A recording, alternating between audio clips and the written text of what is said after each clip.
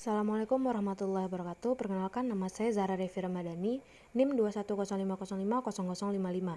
Di video kali ini saya akan sedikit membahas tentang peran media sosial di era globalisasi pada remaja di Surakarta, suatu kajian teoritis dan praktis terhadap remaja dalam perspektif perubahan sosial. Anissa Fitrah Nurrizka. Salah satu tujuan penelitian ini adalah untuk mendeskripsikan bagaimana peran media sosial di era globalisasi ini sangat berpengaruh dalam perubahan sosial yang terjadi pada beberapa remaja yang ada di kota Surakarta. Perubahan ini mencakup pada perubahan pola interaksi, aspek bahasa, gaya berpakaian, dan lainnya yang diakibatkan oleh pengaruh dari kebudayaan Barat yang masuk melalui media sosial dan sangat berpengaruh pada budaya remaja di Indonesia. Penelitian ini merupakan penelitian yang menggunakan pendekatan kualitatif deskriptif. Sumber data yang diperoleh melalui sumber tertulis serta foto. Teknik pengumpulan data yang digunakan dalam penelitian ini adalah wawancara, observasi, dan dokumentasi. Subjek dalam penelitian ini adalah beberapa remaja yang ada di Surakarta yang dianggap memenuhi kriteria sebagai informan. Perkembangan zaman yang pesat membuat orang-orang berlomba untuk menciptakan teknologi yang canggih sebagai bagian dari modernitas serta telah mempengaruhi berbagai aspek kehidupan. Kemudahan mengakses internet menjadi semakin mudahnya orang-orang untuk mengetahui perkembangan dunia. Dengan teknologi yang canggih seperti smartphone dan jaringan internet menjadi makanan sehari-hari orang-orang di era globalisasi sekarang ini. Menurut Sudarma, internet secara umum merupakan jaringan kerja yang menggunakan sistem komputer dan internet dibentuk oleh Departemen Pertahanan Amerika Serikat pada tahun 1969 yang dikenal dengan program ARPANET. Dan kemudian pada tahun 1973 mulai berkembang ke negara lain khususnya Inggris dan Norwegia. Internet sudah menjadi bagian terpenting bagi sebagian masyarakat seluruh dunia karena ada banyak manfaat yang diperoleh jika kita menggunakan internet dengan cermat dan cerdas. Metode penelitian ini menggunakan metode penelitian deskriptif kualitatif. Menurut Nawawi, penelitian deskriptif sebagai prosedur pemecah masalah diselidiki dengan menggambarkan atau melukiskan keadaan subjek atau objek penelitian saat sekarang berdasarkan fakta yang tampak sebagaimana adanya, guna membuat kesimpulan-kesimpulan dengan hasil analisis permasalahan penelitian. Penelitian ini dilakukan di kota Surakarta.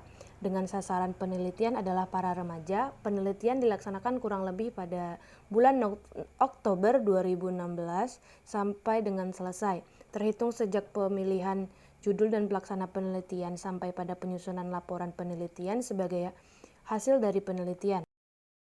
Berikut adalah hasil dan pembahasan dari proses penelitian. Yang pertama ada gaya berkomunikasi.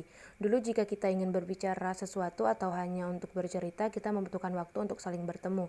Namun setelah adanya media sosial, kita dapat berkomunikasi antara satu dan lainnya hanya melalui fitur chatting, melalui media sosial seperti BBM, Line, WA, dan lainnya.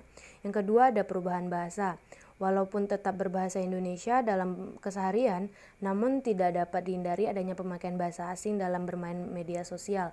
Misalnya mereka mengupload sebuah foto namun menuliskan sebuah deskripsi foto tersebut dengan menggunakan bahasa Inggris. Tidak jarang di saat bergaul pun mereka menggunakan bahasa Inggris. Yang ketiga ada perubahan pola interaksi. Para remaja mengaku mereka dapat menggunakan internet untuk membuka wawasan dan memperluas pergaulan dan pertemanan mereka.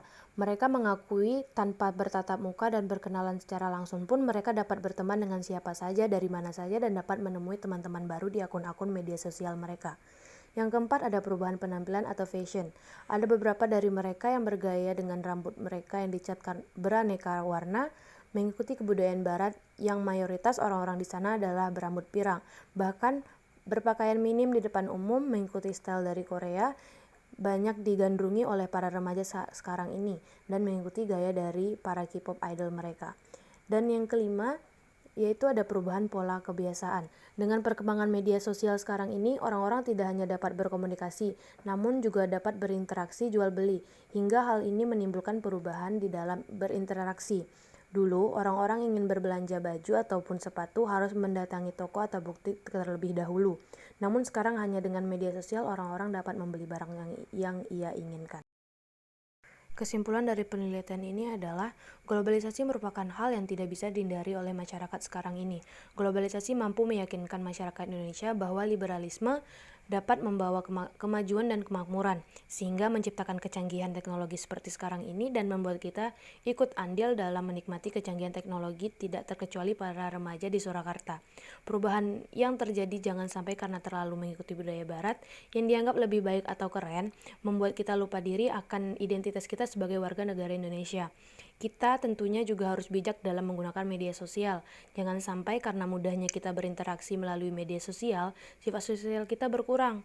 Jangan sampai kita mengurung diri dan hanya berselancar di dunia maya saja, sehingga kita tidak bersosialisasi di dunia nyata. Selain itu, penggunaan yang bijak juga dapat membuat kita terhindar menjadi korban dari kejahatan di media sosial.